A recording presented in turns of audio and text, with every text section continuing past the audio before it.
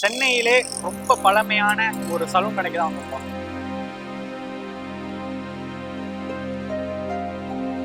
எத்தனை வருஷமா இங்க கடை வச்சிருக்கீங்க? கடை வச்சு 51 வருஷம் 51 வருஷம். அப்போ நீங்க முதல்ல ஒரு கட்டிங்க்கு சேவிங்க்கு எவ்வளவு வாங்குனீங்க? முடி வெட்டும் போது கட்டிங் 75 பைசா. 75 பைசா. இப்போ சேவிங்க்கு 4 4 இப்போ எத்தனை வயசுல இந்த கடையை நீங்க இங்க வந்து வச்சீங்க? 15 வயசு. ஏன் இந்த கடையை வந்து இப்படியே வச்சிருக்கீங்க? டெவலப் பண்ணணும்னு எதுவும் தோணலையா உங்களுக்கு? போதுமான மனசு போதும். ஒரே இடத்து 50 வருஷம் ஒரே இடத்துல ஒரே இடம் இதே இடம் மாற 5 தலைமுறை. எவ்வளோண்ணே ஒரு நாளைக்கு சம்பாதிக்கிறீங்க? மினிமம் 500 ரூபா. வியாபாரம் வந்து ஒரு நாளைக்கு இல்லைன்னா என்ன பண்ணுவீங்க அந்த நாள்? சென்னையிலே ரொம்ப பழமையான ஒரு சலூன் கடைக்கு தான் வந்திருக்கோம்.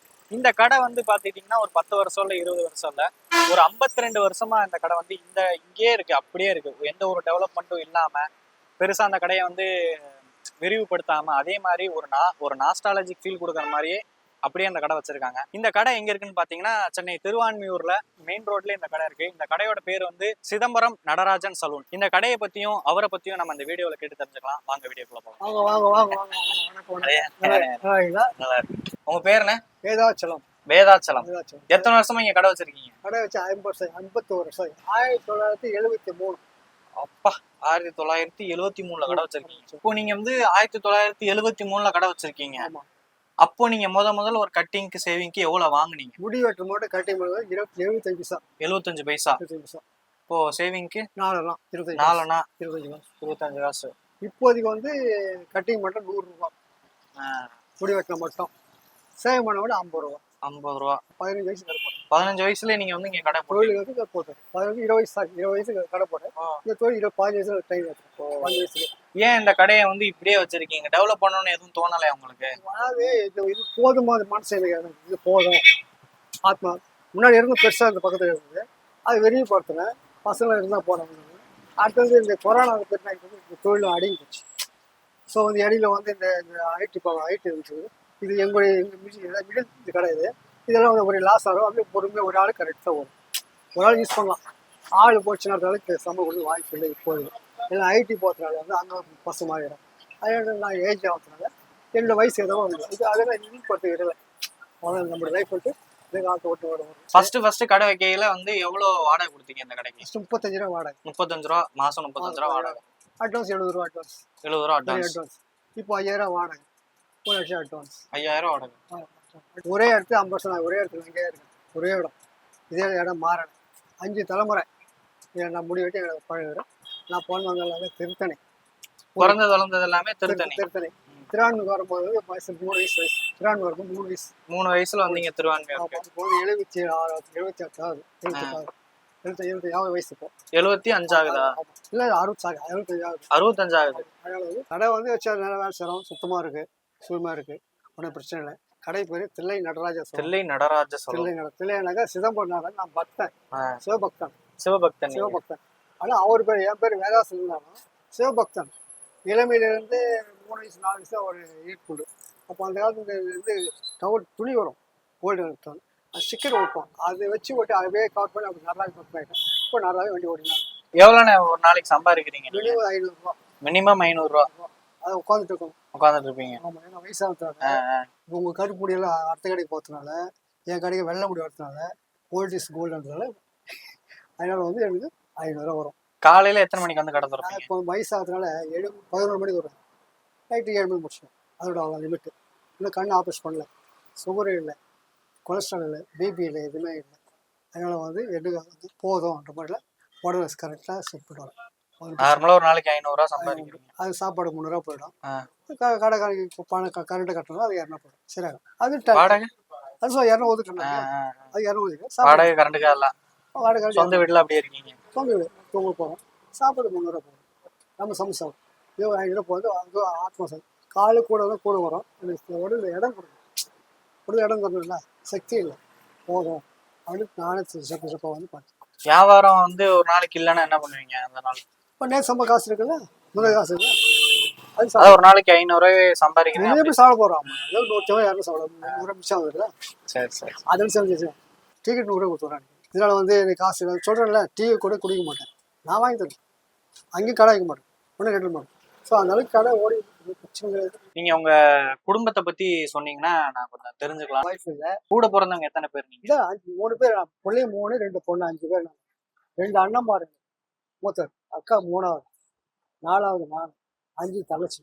தங்கச்சி இறந்துட்டான் ஃபர்ஸ்ட். அது இன்னொரு அண்ணன் தானே கூட பிறந்தவர். அவதான் வந்து நல்லா படிச்சவர், ஐஏஎஸ் வந்து படிச்சுட்டு. ஐஏஎஸ்? ஆமா, படிச்சுட்டு வந்து ஒரு மூளை குழப்பம் எடுத்துட்டு ஒரு இது பிரெயின் ஐஏஎஸ். ஓ, அதிகமா படிச்சு விவேகானந்த காலேஜ் படிச்சார் மயிலாப்பூர்ல. 3வது நம்ம இந்த படிப்பு எது வாய்ப்பு இல்லையா, இதே மனப்பாடு ஒரு மென்டல் ஐட்டம். அது 4வது நான், நம்பர் 4. அதனால இந்த 4 தான் ஒய்ஷேறது. நீங்க கல்யாணம் பண்ணிட்டு எத்தனை வயசுல உங்க மனைவி இறந்து? இப்போ இருந்து ஒரு 5 வருஷம் ஆச்சு. 5 வருஷம் தான். 5 வருஷம் ஆச்சு. பசங்களை பத்தி அவங்க எந்த ஏஜ்? அது ட்வின்ஸ் ரெட்ட போறேன் பிறக்க, என் வைஃப் ரெட்டப்பா ட்வின்ஸ் பிறக்கும் கர்ப்பத்துல வெளியேறா, கர்ப்பம் வரும்போது கருவிலே அது 2 முறை ஃபெயிலியர் ஆயிடுச்சு. அதோட கர்ப்பம் எடுத்தாச்சு. தேர்டு வந்து கல்யாணம் பண்ண சொன்னாங்க, அது வேண்டாம் எடுத்துட்டேன். ஏன் நீங்க 2வது கல்யாணம் பண்ணிக்கலாம்? அவன் இறந்த பிறகு மனசு ரொம்ப கழிஞ்சு போச்சு. நான் சாப்பாடு ஓட்டு சாப்பாடு நான் சொல்லி சமைச்சிடுறேன். ஒரு நாள் சமைப்பேன், ஒரு நாள் சாப்பிடுவேன், ஒரு நாள் பட்டினா இருப்போம். இடையில ஒரு 3 நாள் ஜுரம். இவ்வளவு வாழ்க்கையில நடந்தும் நீங்க சிரிச்சுக்கிட்டே? சிரிக்கிறா, ஒரு மனிதனா பிறந்துட்டாக்கா சாதிக்கணும், இல்லாட்டி வெறித்தனமா இருக்கும். இதுதான் இப்பதான் பாதை, இப்ப இந்த பாதை இருக்கணும். அடுத்த மட்டும் நம்ம தலை குனிஞ்சு வாழக்கூடாது, தலை நிமிந்து வாழணும். நம்ம இந்த படிப்பு, இந்த ஒழுக்கம், சுத்தம், நாணயம், இதே காக்கணும். அது வாழ்க்கை வந்தாச்சு. அந்த பேசிக்க நான் எங்க வெளியே எடுத்துவேன். இடம் கொடு, எனக்கு ஒரே குடும்பம், அப்பா அம்மா அண்ணா மாமா மச்சான், இதே நண்பர் அப்படியே ஓட்ட முடியும். எனக்குன்ட்டு நான் அப்படி இருக்கணும், நான் அப்படி வாழணும், இன்னொரு கல்யாணம் பண்ணோம், அந்த எண்ணம் கிடையாது. எல்லாம் நல்லா இருக்கிறாங்க, எல்லாம் சாப்பிட்டாங்களா, என்ன தேவையா, என்ன முடிஞ்ச உதவி. ஓ, நீங்க இத்தனை வருஷம் சம்பாரிச்சிருக்கிறீங்கல்ல, கிட்டத்தட்ட ஒரு 52 வருஷம் சம்பாரிச்சு காசு சேர்த்து வச்சிருந்தீங்களா? சேர்த்து வச்சுல வீட்டுக்கு வாங்கிட்டு வளர்த்து விட்டேன். அண்ணங்களுக்கு, அக்கா தங்கச்சிகளுக்கு படிக்க வச்சு, கல்யாணம் பண்ணி வச்சு, வீடு வாங்கி கொடுத்தவங்களுக்கு இதெல்லாம் வந்து எல்லாம் நல்ல பேர் ஜெனியில கொண்டு வாங்க. இது போதும். இதை நான் விரும்புகிறேன். நண்பர்கள் எனக்கு கேட்பானுங்க, மொத்த கல்யாணத்துக்கு கேட்டாரு, 1.5 லட்சம் பணம் கொடுத்தேன். எப்போ கொடுத்து கேட்டான், இதே நண்பன் 1 லட்சம் பணம் கல்யாணம், பொண்ணு சூசைட் பண்ண போகிறோம், ஏடா தம்பியான வட்டிக்கு வாங்கி நான் கொடுத்தேன் 5 வட்டி, இன்ன வரைக்கும் தரவே இருக்காரு. எப்போ கொடுத்துட்டு கேட்டோம். அப்படின்னா நண்பர் தான் கேட்க முடியும், ஒன்று வெட்ட முடியும். ரைட்டிங் கிடையாது, ப்ளஸ் வாய்ப்பு இல்லை. அதனால இப்படியெல்லாம் சில விஷயம் உதவி போனோம். என் கணிப்பு ஒரு கூட வேலை கேட்டாச்சுமா, இப்போ அந்த பிள்ளை 3 பசங்க, அந்த பசங்க அது ஆத்மசாந்தி. சரி, அது யாரோ நம்ம பசங்களை அந்த பிள்ளை அந்த ஒரு மனம் தத்துவம். இதை விட வேற என்ன வேணும் நமக்கு சொத்து, இதை விட வேற என்ன வேணும்? அப்போ என் அக்கா தங்கச்சிங்க மாமா மச்சான் நினைக்கிறாங்க, மாமா போகிறாங்க, அண்ணன் போகிறாங்க, சித்தப்பா தாத்தா போகிறாங்க. இது ஒரு அந்த ஒரு போர்வை இருக்குது, அவங்க காட்டி படம் எழுதுல. அவங்க சொல்லிடுவேன், நான் மனசு நான் நினச்சி தூங்கும்போது திங்க் பண்ணி பார்ப்பேன், என்னால் யாரும் தப்பு பண்ணுமா, துரோகம் பண்ணுமா, இதே யோசனை மாதிரி இதை வந்து காலை போட்டு எதுவுமே உள்ள மைண்ட் எதுவும் போட்டு மாறணும். உங்க கடையை பத்தி எனக்கு வந்து கொஞ்சம் விலை வரையா சொல்லுங்க. என்ன பழமையான பொருட்கள் என்ன வச்சிருக்கீங்க? அந்த வயசுல வந்து அந்த காலத்துல வந்து கத்தி, அதாவது பிளேடு கத்தி, இப்போ பிளேடு ஆச்சு, இப்போ பிளேடு கத்தி ஆச்சு. இப்போ மிஷின் வந்து இந்த மிஷின் ஆச்சு. அதுக்கு முன்னாடி வந்து கை மிஷின், கை ஆன் பண்ணோம். இந்த கத்திக்கு பார்த்தீங்கன்னாக்கா தகுடு, இரும்பு கத்தி. இப்போ பிளேடு ஆச்சு. இப்போ அதுக்கு அந்த கத்தியை வந்து என்ன, இது வந்து ஃப்ரீ ஆகி போச்சு. உங்கள் தலைமைக்கு உங்கள் ஏஜுக்கு இந்த மிஷின் கரெக்டாக வரும். அது மாதிரி கத்தியை வந்து இப்போ வேன் பண்ணோம். அதுக்கு இப்போது எலக்ட்ரிக் போட முடிச்சு போச்சுங்களா. இப்போ எல்லாமே சுத்தமாக வந்து கம்ப்யூட்டர் போல ஆகிப்போச்சு, இயற்கை ஆகிப்போச்சு. அது மாதிரி கத்தி வாங்கி அது சாணம் பிடிச்சி கல் தீட்டி நல்ல கல் தீட்டி பட்டை அடிச்சு கையில் அடிக்கும். எப்படி கத்தியை எப்படி தீட்டுவீங்களா? கையில் தீட்டும், கையில் தீட்டு அது பதம் பார்க்கணும். எப்படி பதம் பார்ப்பீங்க? இப்படி பார்த்தாக்கா அப்படிங்களா, இப்படி பார்க்கணும், இந்த விரல் வச்சுட்டு இப்படி தொடரும். ஓ, அப்போ கத்தி நாங்கள் பக்கமாக பாம்பு கிட்ட பழகிற போல இருக்கும். நாங்கள் ட்ரைனிங் எடுக்கும்போது எப்படின்னா ஆரம்பத்தில் மண் பானை போல, அப்போ வந்து மண் பானை வச்சு இப்படியே ஷேக் பண்ணுவோம். இப்படி போனால் கட் ஆகிடும். என்னோட ட்ரைனிங் ஆரம்பத்தில் பெரிய மண் பானை இருக்கும், பெரிய மண் பானையில மண் பானை கத்தியை வந்து அந்த நுரையெல்லாம் போட்டுக்குவீங்களா? அதெல்லாம் வெறும் பானையில ட்ரைனிங் எடுக்கும்போது உட்காந்து இப்படி பண்ணுவோம். இப்படி அடிச்ச மாதிரி விழுந்த கத்தி. இதுதான் ஒரு ஃபர்ஸ்ட் எங்களோட ட்ரைனிங்கே. அதாவது ஐடிஐ தான். ஐடிஐனா இதுதான் ஐடி ஃபஸ்ட் ட்ரைனிங். இப்போ லேத் வந்துடுச்சு, இங்கே வரணி எல்லாம் வந்துச்சுன்னா அது முன்னாடி தான் எங்களுக்கு மண் பானை தான் ஆரம்பம். மண் இப்படியே இதே வச்சு அப்படி முகத்துக்கு அப்படி இல்லை கட் பண்ணுவோம். இதுதான் ட்ரைனிங் எடுத்தது முதல். இது இந்த ஐப்பூர் இது முன்னாடியெல்லாம் பட்டிக்காரம் ஓல்டு எல்லாம் போகிறதுக்கு முன்னாடி சேகமான இந்த கல் பட்டிக்காரங்க ஒரு கல் போல இருக்கு. இந்த கல் இப்போ வடிவாகி போச்சு.